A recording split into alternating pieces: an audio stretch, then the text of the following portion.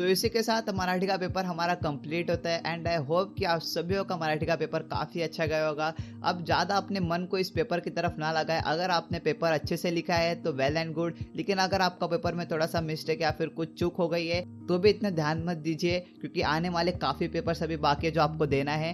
तो स्टार्ट करते हैं हम इंग्लिश की प्रिपरेशन से, क्योंकि नेक्स्ट आपका इंग्लिश का पेपर है जिससे प्रिपेयर करने के लिए आपके पास 3 दिन है टोटल, आज के दिन को लेकर 3 मार्च, 4 मार्च एंड 5 मार्च। अब इन 3 दिन में हम ऐसा क्या करें कि आपका जो इंग्लिश का पेपर है उसमें आप इजीली 90+ स्कोर कर पाओ। तो यही मैं इस वीडियो में आपको बताने वाला। अगर आपने ऑलरेडी अपना कुछ शेड्यूल वगैरह बना के रखा है तो आप उसे ज़रूर फॉलो करें, लेकिन अगर आपको एक आउटलाइन चाहिए कि आपका शेड्यूल कैसे होना चाहिए और एक आप जो है कैसे उसे इंप्लीमेंट करके जो है इजीली 90+ ला सको, तो ये वीडियो आपके लिए, क्योंकि इस वीडियो में मैं आपको हर एक चीज़ डिटेल में एक्सप्लेन करने वाला हूँ। तो स्टार्ट करते हैं सबसे पहले टारगेट से। अब देखो टारगेट्स क्या क्या है हमें। इंग्लिश के पेपर में आपको जो है 80 मार्क्स के पेपर में आपको जो है 4 चीज़ें आती है। सबसे पहले आता है ग्रामर, सेकंड आता है एप्रिसिएशन, उसके बाद आता है राइटिंग स्किल और उसके बाद आता है पैशन एंड पोइट्री।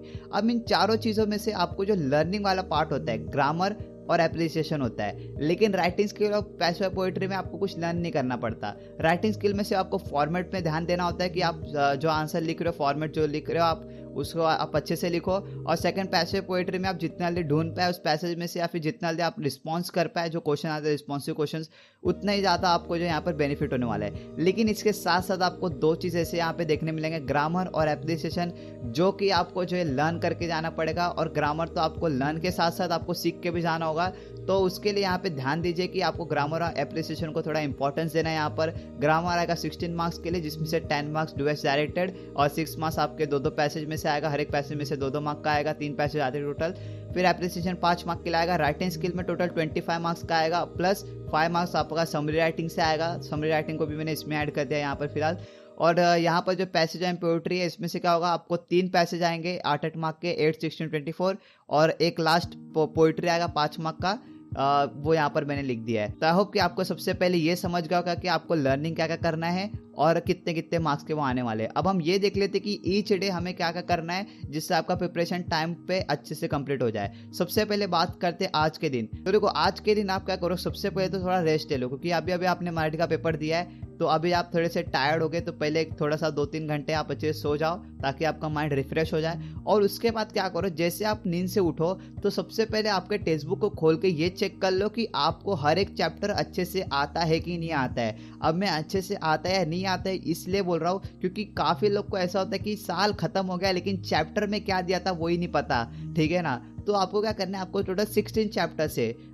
मैंने यहाँ पे पोएम को ऐड नहीं किया, सिर्फ चैप्टर्स को ऐड किया है। तो 16 चैप्टर्स को आपको क्या करना है, एक बार ऊपर से ऐसा होता है ना, ऊपर से चेक कर लेना है कि आपको वो सारी चीज़ें आते हैं कि नहीं। और ध्यान देना कि जो मार्जिनल क्वेश्चन जो होते हैं, मार्जिनल मतलब वो जो टेक्स्ट बुक के साइड में क्वेश्चन दिए हुए रहते हैं, वो सारे क्वेश्चंस को जो है आपको अटेम्प्ट करना है और आपको देखना है कि वो जो क्वेश्चन है उसका आंसर आपको पता है। अगर आपको नहीं, मैक्सिमम टाइम आपको नहीं पता होगा तो आप पैसेज को पढ़ के एक बार देख लेना कि उसका आंसर क्या क्या था। इससे एक क्या बेनिफिट आपको देखने मिलेगा कि जब आपका पेपर में रिस्पॉन्सिव क्वेश्चन आएंगे ना, और मैक्सिमम टाइम रिस्पॉन्सिव क्वेश्चन वहाँ से ही आता है, तो रिस्पॉन्सिव क्वेश्चन में आपका सबसे बेस्ट आंसर निकलेगा, क्योंकि आपने जो आंसर टेक्सचुअल लिखा होगा ना कि अपने मन से बनाया हुआ। तो ट्राई करें कि मार्जिनल क्वेश्चन को अटेम्प्ट करें और साथ साथ आपके चैप्टर को एक बार अच्छे से ऊपर से देख ले।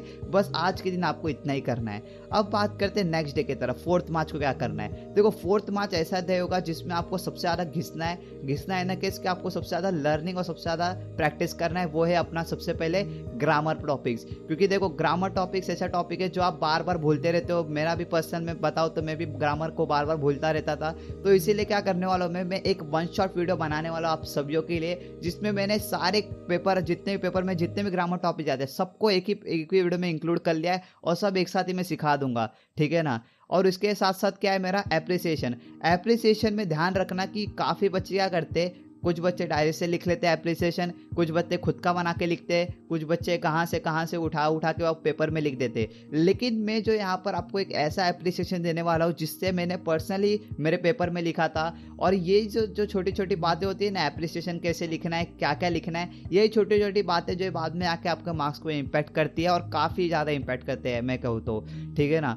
तो मैं जो एक वीडियो बनाऊंगा उसमें क्या करूंगा, मैं सारे पोएम के एप्रिसिएशन आपको दे दूंगा एज इट इज़। अगर आप हो सके तो एज इट इज़ लिखने की कोशिश करना। अगर आप एज इट इज़ लिख देते हो तो मैं गारंटी कहता हूँ कि उसमें आपको 5 के 5 मार्क गारंटी मिलेगा, ठीक है ना, क्योंकि मैंने खुद ने वही एप्रिसिएशन लिखा था। साथ अगर आप चाहोगे तो थोड़ा सा आप सेंटेंस में ऊपर नीचे भी कर सकते हो, इतना नहीं कि आपको पूरा रट्टा मार के जाना है, ठीक है ना। सिर्फ ध्यान रखना है जो मैं एप्रिसिएशन दूंगा उसमें से आप नेक्स्ट में ट्राई करना कि आप एज इट इज़ वैसा ही लिखो, ठीक है ना। अब बात करते हैं लास्ट डे 5th मार्च को क्या करना है। देखो 5th मार्च को जो है हमें सबसे ज़्यादा इंपॉर्टेंट जो काम करना है वो है मेरा पेपर प्रेजेंटेशन।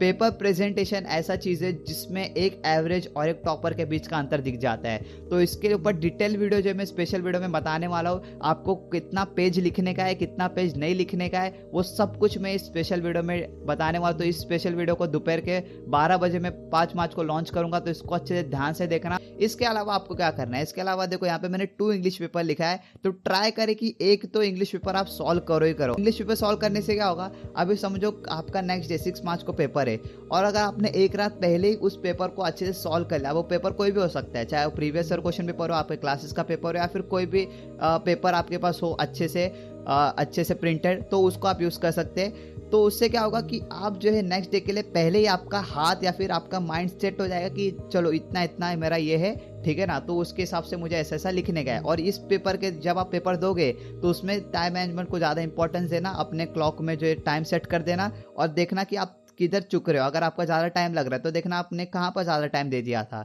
तो उससे क्या होगा कि आपको पहले से पता होगा और आप इस मिस्टेक को पेपर में ना दोहराओगे, ठीक है ना। अब देखो मैं यहाँ पर एक बात बताऊँ ना, देखो दोस्तों आप सभी के पास ना सिर्फ एक ही मौका है, ठीक है ना। देखो जैसे वॉर में सिर्फ एक ही चांस होता है ना, वैसे आपके पास भी सिर्फ एक ही चांस है। इसीलिए जितना हो सके ना उतना प्रिपरेशन को इंपॉर्टेंस दिया करो यार, क्योंकि एक बार आपका पेपर हाथ से गया तो गया, फिर वो दोबारा कभी नहीं आएगा, फिर सही सा वो रिजल्ट में दिख जाएगा और फिर आप उसे चाह के भी नहीं बदल पाओगे, ठीक है ना। तो अपना 100% दीजिए। मैं जो है सारे वीडियोस को अपलोड करते जाऊंगा टाइम टू टाइम। आपको क्या करना है, सिर्फ मैं जितने वीडियोस को डालूंगा उसको बस ध्यान से देखते जाना है, जिसके लिए आपको मेरे चैनल पे एक्टिव रहना पड़ेगा। एंड आई प्रॉमिस कि अगर आपने मेरे हर एक चीज़ों को अच्छे से इंप्लीमेंट किया तो आपको 90+ इजीली आने वाला है, क्योंकि मैं हर एक चीज़ बताने वाला हूँ जो जो आपको जानने की ज़रूरत है। बस ये रहा हमारे 3 डे स्ट्रैटेजी प्लानिंग। अब इसके बाद जो इंग्लिश का पेपर आएगा 6 मार्च को, उसके लिए बस आपको अच्छे से पेपर लिखना है। एंड आई होप कि आपको मेरा ये स्ट्रैटेजी समझ में आया होगा। इस वीडियो को लाइक एंड सब्सक्राइब जरूर करें और be active in my channel.